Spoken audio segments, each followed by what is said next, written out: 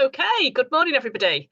Obviously, we've got a really brilliant group of coaches here at Blue Light, and I put this question out to everyone else as well, just to make sure that I wasn't missing anything. These are our combined three top big mistakes that people make in final interviews. Either final interviews for joining the police, or final interviews for people transferring or going for promotion. And I can see quite a few academy members on here from all those different areas.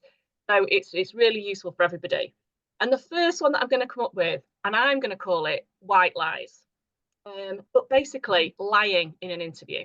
Okay, we often talk about being really authentic in an interview, and it's really important for you to tell the truth and for you to give an example that is yours, not anyone else's, not someone that my mate did, but I might have been on the periphery or I saw it, something that is absolutely yours. Now, we get this quite often with people saying, but I can't possibly think of all the examples for all of those competencies. I don't have that experience, so I haven't got an example for that particular question. And so I'm just going to make it up and that'll be okay. Well, no, it isn't okay. It isn't okay because you're joining the police service. And we absolutely pride ourselves on honesty and integrity above all others. Well, 99.9% of us pride ourselves on honesty, integrity above anything else. And so if you come on to, as somebody did recently actually onto a webinar and say, well, I've sort of made this answer up, but that's okay, isn't it? Because they won't know.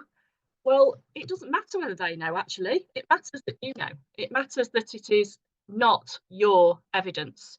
And if you're going to give your best evidence in an interview, of course it makes sense that you are giving evidence that is yours. You're going to be able to deliver it better, because it's absolutely there's messages that are coming up on my chat now from Raj. He's picking me up on the chat. I have to ignore those, Raj. It's absolutely imperative that this is yours. If it's your story, you can talk about it, you can tell it, you can answer questions about it when you're questioned back from the assessors. And therefore it absolutely makes sense. And if anyone is sat there thinking, actually, I'm going for promotion and nobody I know would lie, well, you only need to look in the newspapers, see the people who recently lost their jobs for honesty and integrity. There are really senior officers, as you all know, actually, that's the chief constable, as well as chief supers, inspectors, sergeants who have lost their jobs because they have been found out lying at their interview stage, producing evidence that is not theirs. It has happened to me in an interview where I was interviewing somebody for a sergeant's post, and they gave me some evidence, slightly dated actually, which isn't really another mistake, but it is something that people do. It was slightly dated, but I knew the date of it, so it was really easy to date. It's a bit like any example of COVID. We all know instantly they're from 2020, so they're dated immediately 4 or 5 years back. I knew this evidence was dated. What they didn't know, because they'd never met me, was that I ran the project that they then needed to tell me all about in the interview. Now, clearly I was sat there listening to this example thinking, I've never met this person before in my life. I know the 6 people that were on this project with me. They were with me for 18 months. There is absolutely no way they were involved in it whatsoever. And so I had to call them out on it. And of course, not only did they fail the interview, but they're then subject to discipline.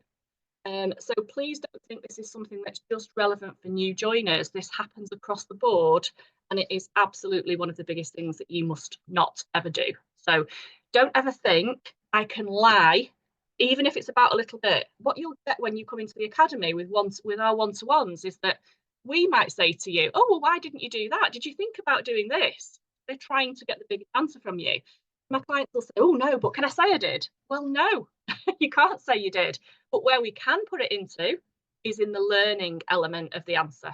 Because what we can then do is say, upon reflection, upon chatting with other experienced police officers, this is actually what I would do in the future. So there's no need to lie. We can still get that piece of evidence in, we can still get that learning in, but we do it in a way that is absolutely above board and fits with honesty and integrity. That's absolutely that's that one, Brendan. That's awesome, Andrea. That is so awesome. And yeah, I've come across this before. And actually doing some of the enrollment calls to join the academy, just because someone's got a credit card and they're breathing and they've got a pulse doesn't mean to say we're going to accept them. I've had two people who have said, well, I'm struggling a little bit with X, Y, and Z, and I've dived a bit deeper and said, well, what about the sort of evidence that you're going to prepare for the interview? And they've just come out with, well, I'm just going to make it up. Or one of them said, I read something in a book, a book about how to become a police officer. I think you might know which book it is, authored by someone who's never been in the police. And I read this, I got this example, and I'm going to use that. And for both of them, it's just like, this is the end of the call. Like, you're not a suitable candidate for the police, and we're certainly not going to work with you because you're prepared to lie. And there's something else as well, Andrea. I don't know what your thoughts on this, but Andrea was a police officer for over 3 decades. I was a police officer for just under 3 decades. You know, we get to work out when people are lying. You know, we tend to be pretty good at this because we're like police officers, and we can kind of sense when something's not quite right. And you know what we'll do as interviewers? As soon as we get a sense that there's like, this person's telling a lie or this person's over egging the pudding, we will just start doing what we do with suspects, and we'll just start asking them questions. So how did that work then? What happened next?